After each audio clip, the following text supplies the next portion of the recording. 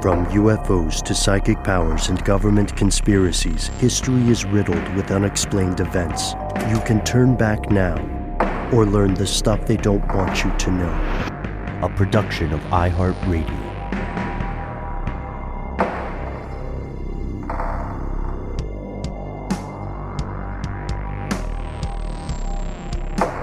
Hello, welcome back to the show. My name is Matt. My name is Noel. They call me Ben. We're joined as always with our super producer, Paul, Mission Control Deck, and most importantly, you are here, and that makes this the stuff they don't want you to know. It feels like we say this increasingly often at the top of every week, but what a time.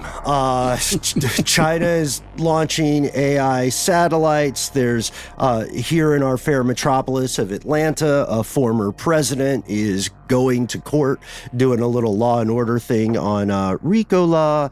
It's going to be a perp walk and everything, or at least it sounds like it's getting mugshot and like weighed and measured and stuff. That's what I heard. Which is typical intake, yeah. But I don't think it happened the last time. I think he kind of scooted out of that. This seems like they're making a show of it. But you're right. It is absolutely procedural. But for some reason, I think that the last couple, he didn't have to do that. There certainly wasn't a mugshot that was circulated. It's just crazy to me that they're all rolling through Fulton County Jail. Yep. That's weird. Oh, yeah.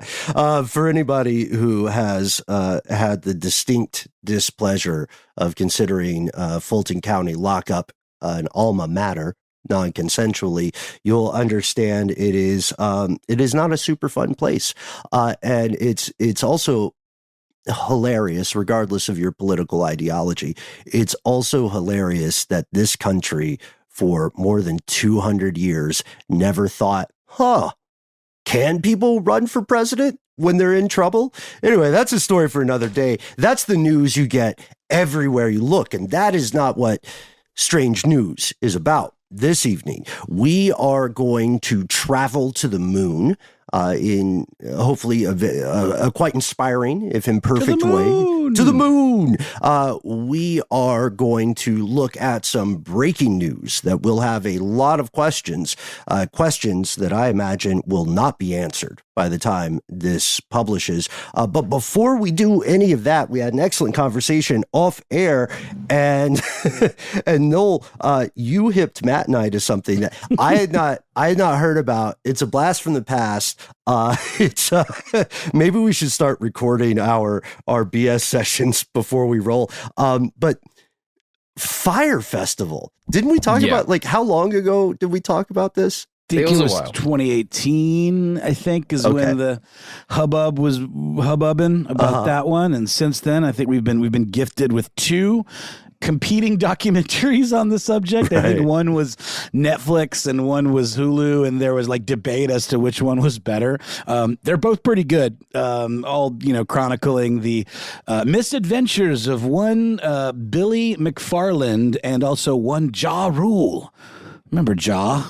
Right? Mm-hmm. Can I just say, for the record, I did not believe this was true when you sent some stuff to us, Noel. I was like, that's BS. That's not real. There's no way. A video. If it's a video, it's got to be true, dude. It's got to be. And I'm just going to say, because we have no joke left behind, we're not going to belabor it on air because you've heard it from us before. But every time Ja Rule comes up, the three of us repeat verbatim that amazing joke by Dave Chappelle. Not even going to ruin it. Tune in. Well, where is Ja Rule is the question on many a lip. And he's conspicuously absent in this recent update. You said poignantly absent. I think it speaks volumes, perhaps. It is really funny seeing him kind of kicking the can down the road in the documentaries where things are just Jurassic Park level falling apart, and Josh just kind of in the background well, this is awkward, Of course, Billy McFarland is, he's this classic kind of I guess Silicon Valley startup era huckster, we like not as evil outwardly as who's the pharma bro? I've already forgotten his name. Shkreli. Yeah, Shkreli. Yeah, with the Wu-Tang one of a kind record and all of that. And of course, hiking the price of, survival drugs for people with debilitating health conditions. That guy's cool. I'm sure also he's went fun. to prison, got out and started hucking it again. Is hucking a verb for what a huckster does? Do you huck? Bro, it's American English. The world is yours. Cool. I Just think go it works. for it.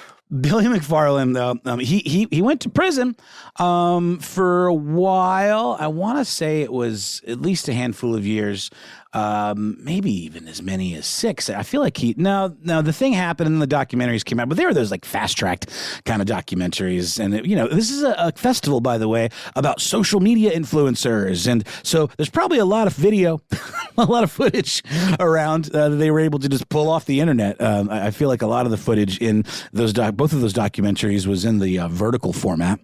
Probably not for nothing. But yeah, Billy McFarland is back and he has posted a video wherein he says Fyre Festival 2 coming to a private Caribbean island near you. Details are sparse.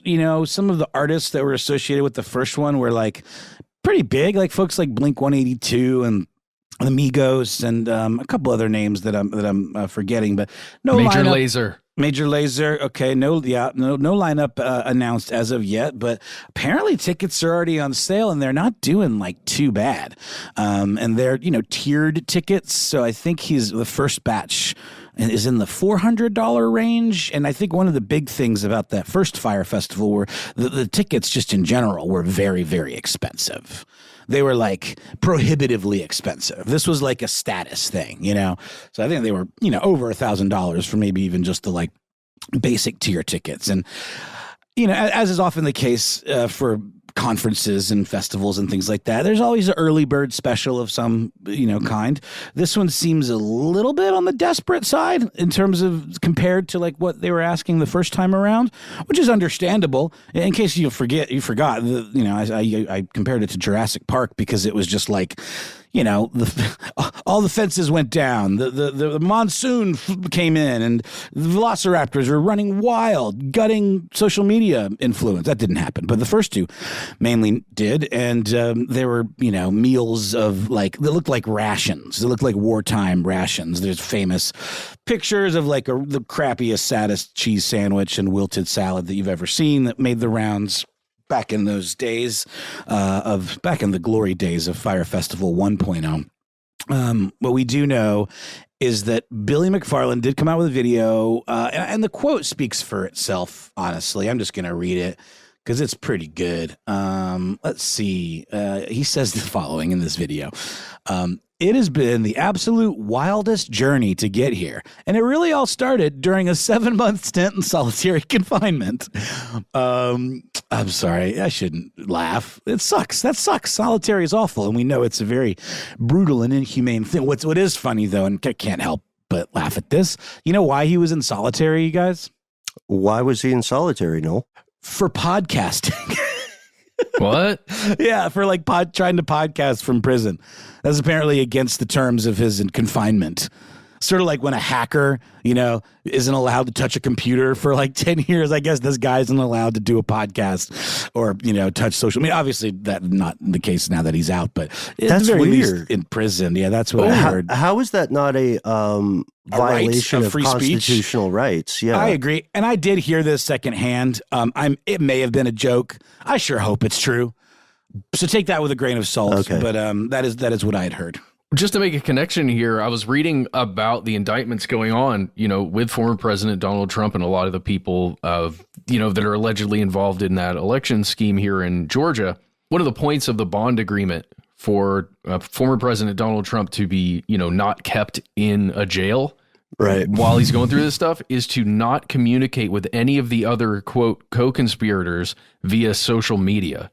So it is like a way of trying to prevent people who've gone through something like this from almost messaging out to other people, possibly in this guy's case, co-conspirators, right? Oh, That's right. Similar to Andrew Tate, then. Mm-hmm. I think that's right. And I did just find confirmation from a story from Pitchfork from 2020. Fyre Festival's Billy McFarland placed in solitary confinement following podcast launch. It says, let's see, we believe the investigation stems from his participation in the podcast and the photographs that were taken and utilized in the trailer of his podcast Dumpster Fire that launched while he was confined. It's McFarland's lawyer. That's what McFarland's lawyer told the Times, the New York Times, I believe. Let's see, which were all properly taken. So this is him saying he did everything right, and they put him in solitary. We don't believe he's violated any rule or regulation, and there can't possibly be anything else. He's been a model prisoner there, which would seem to be the case. So it says McFarland's a 6-year prison term. He pled guilty to 2 counts of wire fraud. And let's see, he stated, this is from Pitchfork, on the first episode of Dumpster Fire, that any proceeds generated by the show would go towards the $26 million he owes the investors he defrauded in the Fyre Festival debacle. According to his lawyer, he's currently scheduled to be released August 30th, 2023. So he got early release. It would appear. So unless I'm mistaken, and he is in prison still, but I don't think so. I think he was making that video as a free man. He was released in May of 2022. He only served 4 years. For defrauding investors and committing wire fraud. There was another ticket scam that he actually got in trouble for that was unrelated to Fyre Festival. He was apparently doing some kind of like internet kind of bait and switch scam, or like a counterfeit, I guess, where he was selling tickets on the cheap. I guess kind of like a Seat Geeks kind of situation, or where you like buy a ticket from an individual in the hopes that you're going to get it and all of that. And, there can be shady results in those situations, but usually it works out. I think he did something a little more direct to consumers that really definitely was fraud. So yeah, that's kind of all there is. It's just, you'd think the guy would have learned his lesson or done it somewhere else or pivoted to something different. But I guess no publicity is bad publicity, because it does seem like the tickets are selling. It's very weird. Very weird. I wonder if people are like hate buying them. Yeah.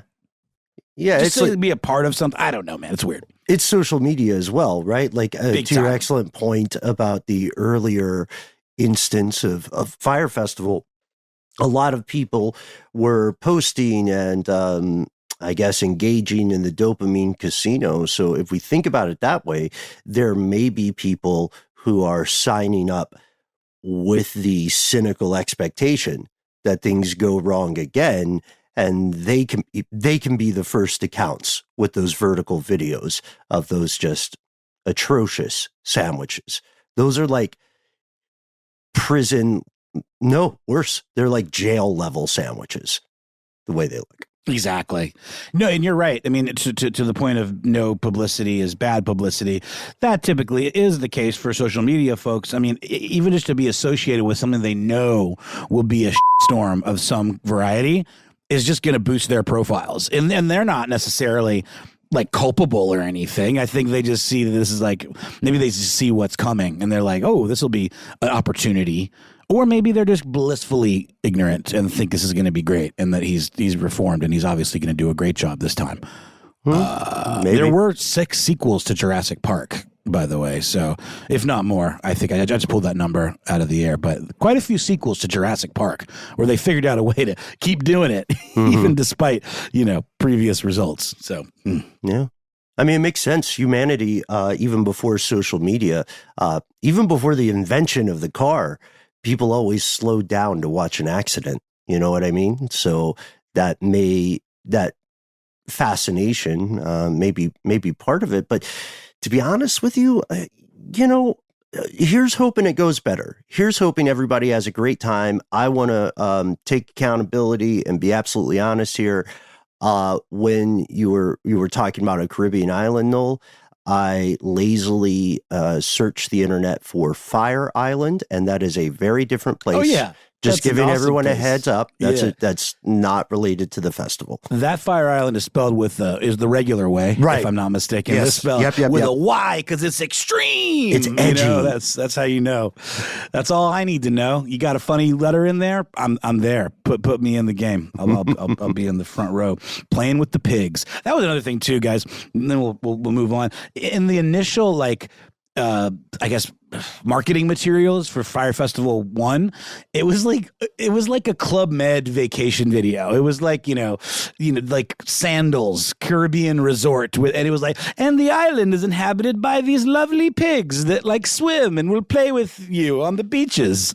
And then the reality of it was that pigs are gross and aggressive and like that kind of stuff, I love that they use that as a selling point. It's just great. It's just what's the word? Oh, hubris. That's the word. And it's just on display, for all to see. And you can't look away from someone that's got that level of hubris. I do wish him the best, though. I hope that it works out. I'm not, in any way wishing ill upon Billy McFarland or Ja Rule, for that matter, who seems to have steered clear, at least based on what we know now. Speaking of hubris, just really quickly before we jump, did you guys hear about Elon and Putin and whatever the heck is going on there? Just hanging out. Just went public. As we came in to record this evening, Elon contacted the Pentagon to disclose that he had a one-to-one conversation with Vladimir Putin. Do you think it was like? Anyway, I want to talk about that more later. It's just weird. Yeah, maybe they were sending Wario memes. Who knows? Putin's a sick memer. Everybody knows that about His him. Have you seen meme that game one? Yeah. Have you seen that one where he's got his shirt off? He made all of those by hand. That was. Did you see the recent scuttlebutt? Oh, there's a lot in Russia. We'll get to it right after the break, in fact. But there's a new thing that low key went viral. It's long been suspected that Putin has body doubles. Check out our previous episode on body doubles. There's a video clip now wherein it's like reading tea leaves or Rorschach stuff, but there's a video clip of someone who appears to be Vladimir Putin looking like they forgot which wrist their watch is supposed to be on. And the Putin wears his wristwatch on the right wrist, but this person, who is definitely Putin, by the way, appears to look at their left wrist and be very confused, and then have an moment. Yeah, that's who I am. I'm the strong man of Russia. Anyway, very interesting. This is the kind of speculation that thrives in the absence of transparency. And who knows? Maybe humanity can turn things around. Maybe one day we'll all be at Fyre Fest having a big old time. Hope so. We'll take a quick break now and hear a word from our sponsors, and then we'll be back with more strange news.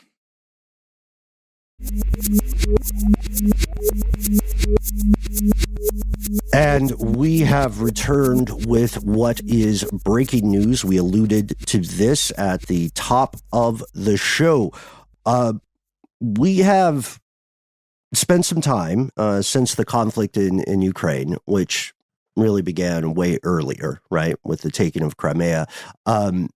We have talked extensively about what is going on in that part of the world. In particular, we talked a lot about an outfit called the Wagner Group. And I think when we originally did an episode about the Wagner Group, it was probably new information to a lot of our fellow conspiracy realists in the West, because it's not a thing that's going to pop up until there's a big international problem, right? So you have probably heard Yevgeny Prigozhin, the leader of Wagner, in the news for attempting what appeared to be a coup on the power structure of Russia. When we talked about this in depth, there are still many unanswered questions, not just for us schmucks in the West, but for the people of Russia, who are increasingly wondering what the heck is going on, who's at the wheel. Today, just before we came in to record, we received the news that Prigozhin may have died in what is being described as a plane crash a bit north of Moscow. Now, this is happening as we record. It appears this private aircraft with 10 humans on it was shot down by Russian Air Force. It's not a super big plane. If you look at it, if you're an aviation nerd like we are, it's a small craft. And it is confirmed that Prigozhin was on the passenger list. That's the headline. What do you guys think? It's the day the music died. So, I'm sorry. Wow. That's perfect. I'm sorry. R.I.P. Big Bopper. I hope. Yeah. Well, my first question is, okay, we've got Prigozhin on the passenger list of this particular plane that was shut down, correct? Correct. Okay. Well, it was shot down. It didn't crash So if you look at, and again, we are not experts on shooting down planes, thankfully, but if you look at the various snatches of video footage that have been put up there, if you look at Telegram is going nuts for this, Twitter/X as well, it very much looks like it was shot down out of the air. The plane was Prigozhin's business jet, and it went down near a region called Tver, Tver. And if you go to, there's a great site my pal Joe sent me. Joe is a Navy veteran, called Real News No Bull. And they have done a pretty good job of platforming a lot of this stuff. It looks like the official government of Russia, through various outfits, is confirming that all 10 people, 7 passengers and 3 crew, died as a result of the crash. They did appear to lose their lives. Also, the second in command of Wagner was on the plane, or at least on the passenger list. So what's the implication here? Like, shot down by whom? Yeah, we were talking about this off air. Yeah. Oh gosh, who could it be? Imagine. I know. Imagine Vladimir Putin, Elon Musk, like that hot dog sketch, and I think you should leave. He's like, who is this plane? Well, wasn't Putin occupied or something when the news was coming out? Like, he couldn't be reached for comment even initially. Yes, that is correct. Also, there's no clear proof at this point regarding who ordered that anti-air strike. The scuttlebutt we've heard, and it's all rumors for now, the scuttlebutt we've heard so far seems to fall into 3 buckets. And we'll give them to you in order from plausible to least plausible.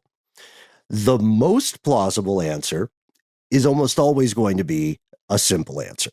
So the simple idea is that Vladimir Putin, a very, very clever, brutal individual, waited until things seemed like they were going to be cool.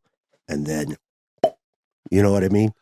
Because when we were talking with Jake Hanrahan, and we asked him about the whole thing with the weird, marching and all of that good stuff. Sure, yeah. He didn't really want to go super into it, but the one thing he did kind of let on was that he thought it was like maybe a bit of theater, where it was like Putin and this guy kind of colluding in some way. Unless I misread. Yeah, you're right. And I talked with Jake just a little bit about this earlier today. The what he said is you can't rule that out.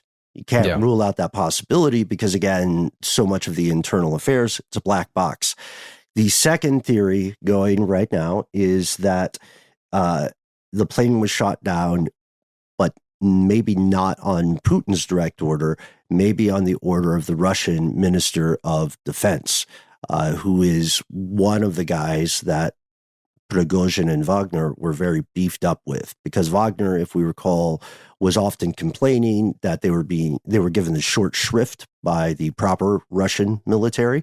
And so this may have been retaliation from an inside enemy. So political infighting, domestic instability. That's the second idea.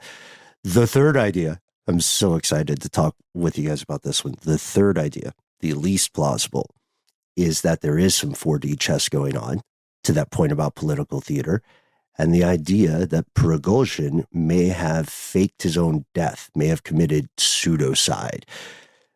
It's a cool story.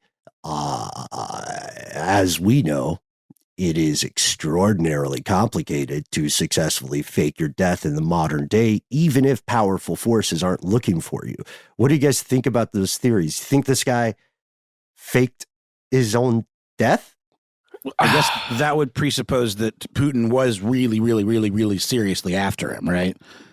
Or maybe, I don't know. I just always, like, to what end? That's such a big swing, to attempt it, let alone pull it off. Well, okay, we have to assume that Prigozhin was aware that his life was in danger, and honestly, if you look at the words of most of the military analysts who are talking about this openly, they're all saying Prigozhin's life expectancy was like a month to 3 months, maybe something like that. And this is 2 months. So actually it's, right within the window. He lived a pretty good time after that whole coup attempt thing. If Prigozhin is as wealthy as he was or is, and has all of these resources, your life's in danger. Pseudocide is actually a pretty good idea. And he had been talking a lot about wanting to operate in Africa a lot more, or operate Wagner in Africa a lot more. There's a potential that he got out of there, or I don't know. Maybe this was his attempt to get out of there and it failed. Maybe he heard the news about Fyre Festival returning and said, okay, I got to get it together, buy the tickets, crash the plane. But here's the thing. Those people really did die. The people aboard the plane are dead. And that would mean logically that if this guy, in his calculus, if he somehow decided it would be worthwhile to fake his death, then that means that he sacrificed 10 people for that grift, which is soulless to do. Have those bodies been identified, or just the passenger list used to identify the bodies that were recovered, right? Because those are very different things. Yeah, they're relying on the manifest. At this time, it's a great question, Matt. At this time that we are recording, forensic data has not been released, which makes sense because it's that stuff does take time if you're doing it right. However, by the time this strange news publishes, it is entirely possible that there will be more details on the 7 passengers and the 3 crew. But we don't know. And the problem is with the news coming out from Russian sources in general, even boots on the ground on Telegram and so on, the problem is that there is always going to be an immense inherent distrust, right? A questioning of the motives. So to Jake's earlier point in Sad Oligarch,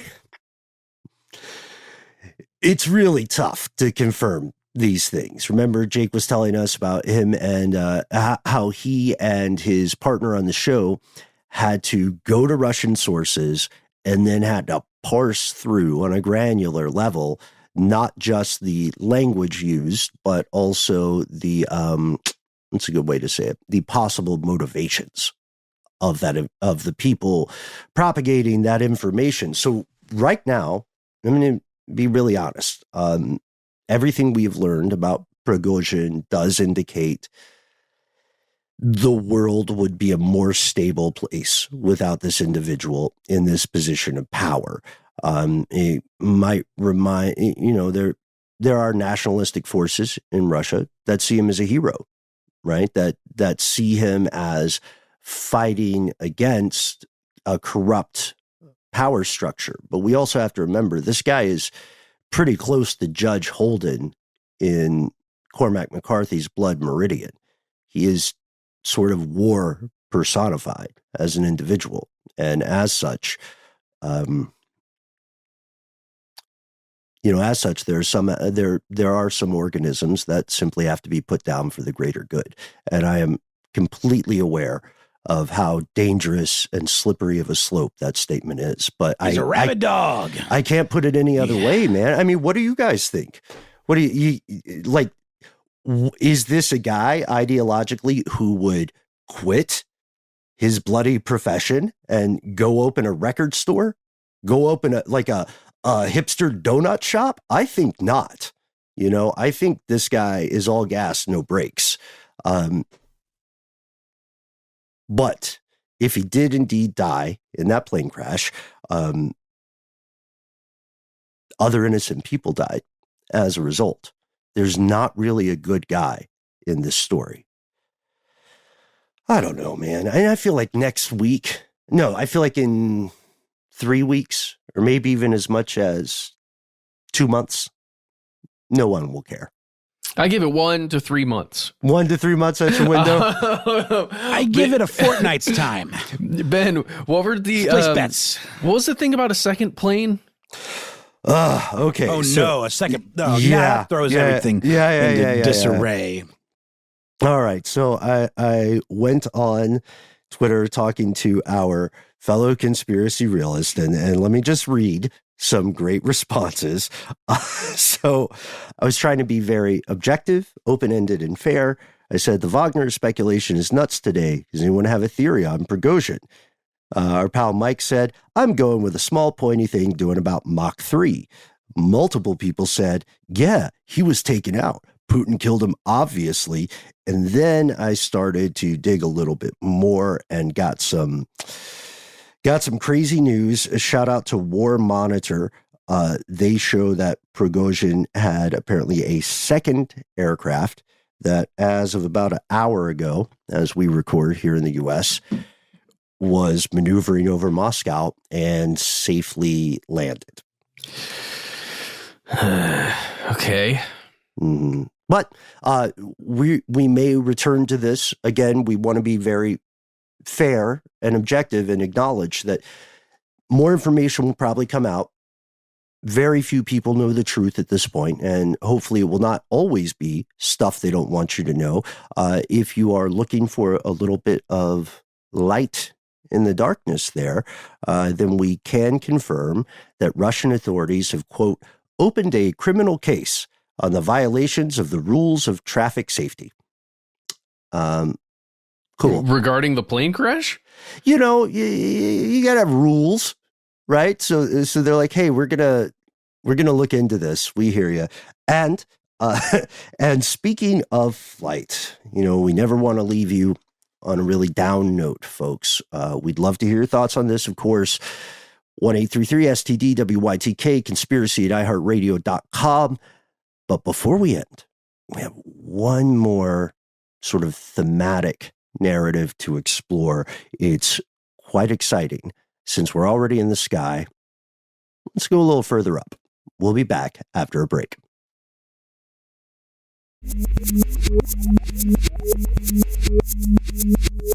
And we're back. Guys, history this week has channeled Charles Dickens. We're siphoning the sentiment of 1859 because history is literally doing this. I'm just going to read it. It was the best of times. It was the worst of times. It was the age of wisdom and also of foolishness, belief and incredulity, light and darkness, hope and despair, heaven and hell. In short, the period was so far like the present period that some of its noisiest authorities insisted on being received for good or for evil in the superlative degree of comparison only. Now, the reason why I'm saying that is because we're talking Cold War stuff, because Cold War stuff is happening. Guess what's the most Cold War thing you can do? Shoot something to the moon. Yeah. Yeah. Well. Forget poor people. Yeah. You know what I mean? Let's go to the moon, bro. Yeah. Either explode the biggest bomb that has ever exploded or just, successfully get something to the moon. Those are your two options. Russia had the opportunity to do the most hilarious thing, and they did it. You talking about the Tsar Bomba? Well, that's just a thing people are saying about dumb social media things. Sorry. Well, one day we will combine those two objectives, right? Launch the biggest nuke ever created at the moon. We'll see what happens. I think there have been some pretty good sketches about that. Mr. Show. Yeah, exactly. Okay. We're Earthlings. Let's blow up Earth things. Shout out Sarah Silverman. Yeah. Love it. Love it. All right. So let's get to the actual news. Two pretty awesome things regarding the moon occurred this week while we're recording. I think it was, I want to say on Monday when one moon mission was supposed to conclude with a lander on the moon. And then today, on Wednesday, August 23rd, a second moon mission was supposed to successfully land on the moon. The one that was supposed to occur today on Wednesday, August 23rd, was a success. India successfully landed the first spacecraft ever on the south pole of the moon. This is freaking cool. It's awesome. One of the main reasons why it's so cool, first of all, it's India. It's one of the non-official Cold War countries using, their space program along with, in connection with other space programs from other countries and assistance, but India making it happen. And not only did they get a thing on the moon, they've got a rover on that sucker that's going to go look for water on the moon, like actual not reservoirs of water, but enough water that could be used by future astronauts that go to the moon, right? Super awesome. And I don't know, it's an historic thing. It's a happy thing for humanity. The weird thing is, guys, and the reason why I'm bringing up the Cold War is because I've been reading a lot of foreign policy lately, a lot of other, things that are paywalled online about geopolitics. And it's interesting how at least those people who write within those outlets at least want India to be a part of the West. That's what I'm noticing, right? There have been a lot of pushes for, I guess, to position India as more associated with the United States and, quote, the West. It's just, I don't know enough about that. So that's why I'm going to ask you guys, what have you seen about positioning India to be viewed as a part of the Western powers? Well, first off, it is the world's largest democracy. That's tight to the fans of democracy, even though it is imperfect. Secondly, like in our previous episode on the line of actual control, that very crazy border, and it's just going to get weirder between India and China. It's part of the allying with India is often seen as a piece of a larger containment policy, right? The two most populous countries in the world are right next door, right? And if it weren't for geography, they'd be the same country right now. You know what I mean? And they both have expansionist aims. They both have some serious region-specific problems with their neighbors, right? Shout out Pakistan. Shout out the semiconductor episode we did earlier. But with that, especially in Europe and the West, there is a huge Indian diaspora. So I'm just laying out like the laundry list reasons it would make sense for the West to want to at least appear to be buddy for a while. Yes, those are great points, Ben. What I am noticing, I'm looking at my other camera. Sorry guys, I'm on my new computer for the first time. Yay! Maddie two cams. Maddie two cams. All right. But Ben, yes, what I was reading in foreign policy, it's writing from C. Raja Mohan. They're discussing global influence on developing nations and how most of that influence right now is coming from China and Russia, and how the West is interested in seeing India's influence on other developing nations throughout the world, right? So I think that's why it was really interesting to me. That's why I thought about the Tale of Two Cities, in that little intro to this segment, because within the span of, I don't know, a couple dozen hours, India's spacecraft was successful, but then Russia's Luna 25, which was another moon mission that was attempting to get to the moon and land, to make it happen, the first moon mission in 47 years for Russia. It was going to be basically a big comeback moment for them. And their Luna 25 mission was unsuccessful. The craft, I guess, at some point lost contact with mission control, and it basically spiraled out of control and smashed into the moon.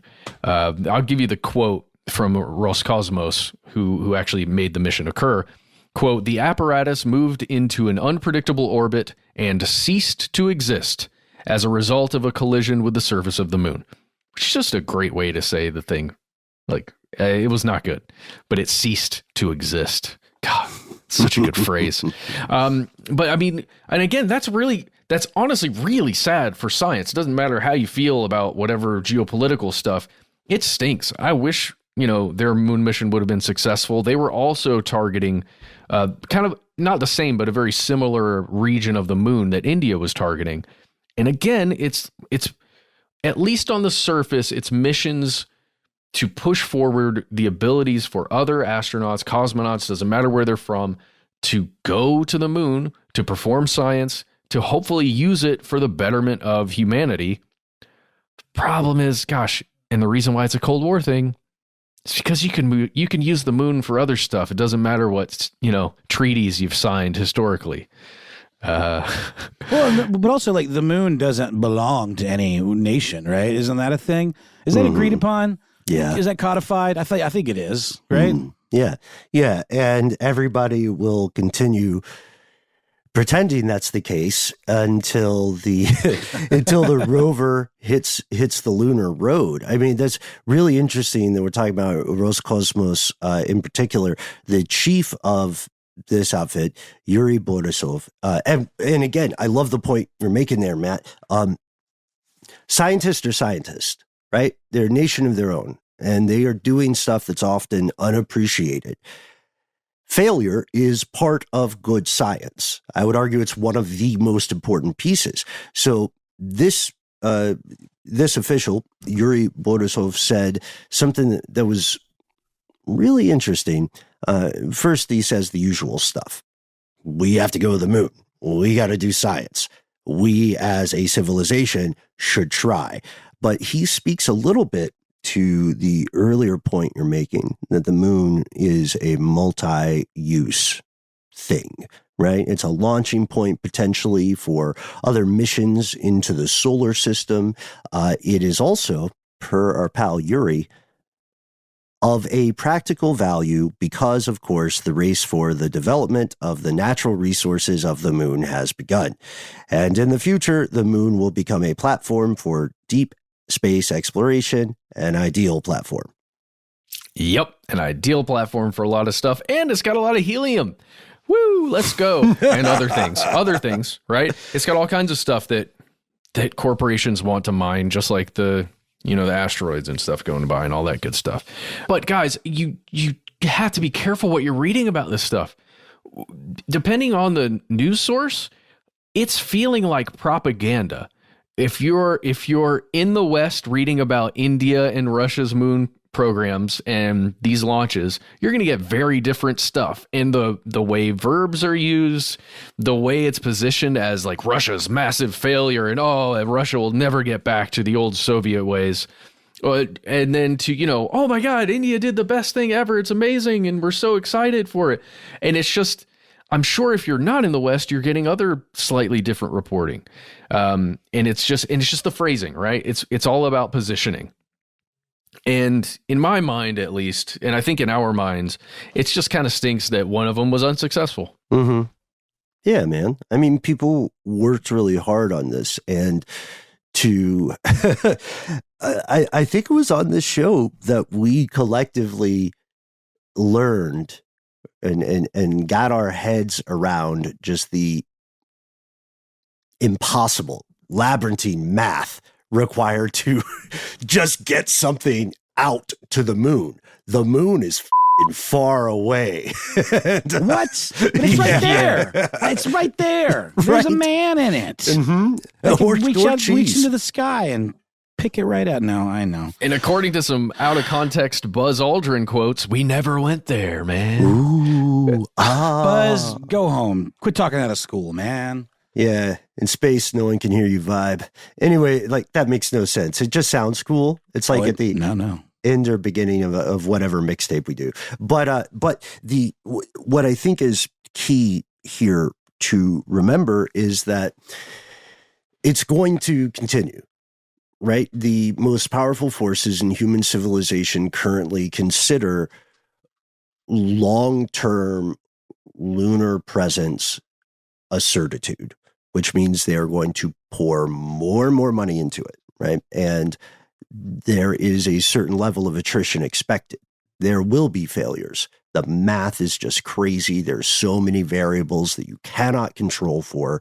It's amazing humans got to the moon at all. It's amazing that we even have our cool little toys on Mars. That's nuts. There's a robot that sings itself happy birthday on an empty planet. That's kind of sad when you think about it. I know. He's got a little party hat on and like a little cupcake and all alone. But it's also himself. It's kind of beautiful too. Yeah. You know, it's like, look at us. Like, what a time we're having here. And I don't know, Matt, like, no, what do you guys think about the idea of lunar exploration? Do you think it's a good use of human resources and time? I'm going to be honest. I do think it is. Although I have some like ethical dilemmas, you know, there are people starving. Yeah. Yeah. I think there's plenty of money and effort to both have people not starving and go to the moon. We like our flying machines with death weapons a lot more than, you know, people not starving. NASA's working on flying weapons cars on the moon, right? Yeah. NASA's building flying cars. Shout out to Mitchell and Webb Look. Do you guys remember the Dr. Death sketch? Oh, yeah. I don't think I do.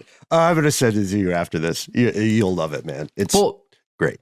But when it gets to lunar explorations and this kind of thing, it's still crazy to me if you look at the timeline of when missions actually went to the moon to when there is a black hole of any moon missions. Any. From the mid-1970s to, I think it was like the next moon mission, at least by the United States, wasn't until the late 90s. And this is the first Russian lunar mission, right? In what'd you say, 47 years, nearly half a century. Oh yeah, yeah. I don't have the number in my head. I think it was 1976, maybe something like that. But yeah, we just stopped completely, and then the next missions were all planned crashes. You guys, the next missions, like when you're looking at anything that occurred in the 90s. Upwards of, 2010, like that's crazy. They're all planned crashes on the moon. Like, why? I was about to say why. Yeah, why? I don't get it. I don't know, dude. It's just also as enormously cartoonishly difficult as it is to get something to the moon. It's even more complicated to get it back. So you're probably actually saving money if you kamikaze it. I guess, but in the case of the Chandrayaan, maybe Chandrayaan 3, the India's current moon mission, the one that they're on right now, like they're sending a rover out to actually get science and send back information. If you just crash something into the moon, you could be like, yeah, we got there, and we can maybe check out the debris that was raised up when our ridiculously expensive machine plummeted to the surface. I don't know. There's got to be better ways to go about that. I would just argue. Maybe not, though. I don't know. If there's no answers. I don't have any answers. We've covered the moon landings before, the conspiratorial parts of those things. And it's I would say, guys, it's very personally difficult for me to believe that we didn't go to the moon, because I want to believe we did, because I don't want to believe that we've just been lied to and there was that big of a charade this whole time. You're going to have to recontextualize your whole space camp experience if that's the case, you know? But it's just weird, man. It's just too weird for me right now. I don't know. Tell us what you think about the moon and all the other things that we've covered today. That's right. You can do so by reaching out to us through the vast space that is the internet. We exist at the handles Conspiracy Stuff on the social media platform formerly known as Twitter, on YouTube, and on Facebook. Conspiracy Stuff Show is what you'll find us as on TikTok and Instagram. And if that's all old beans to you, if you don't sip the social meds, never fear. As we alluded to earlier, you can contact us on a telephonic device of your choice. All you have to do is dial in the number, play along at home with us, 1-833-STDWYTK. You will hear a hopefully familiar voice. You'll hear a beep like so. Beep. We all know how voicemails work. That beep means you're off to the races. You got 3 minutes. Those 3 minutes belong to you. Go nuts. Give yourself a cool moniker, a cool nickname. We cannot emphasize that enough. You'll hear cool nicknames in our upcoming listener mail. And perhaps one of the most important things is to let us know if we have permission to use your name and or message on air. The most important thing, of course, is not to censor yourself. If you have photos you want to send us, if you have links, if you have ancillary information or resources, take us to the edge of the rabbit hole. We'll do the rest. We read every single email we get where we are. Conspiracy at iHeartRadio.com.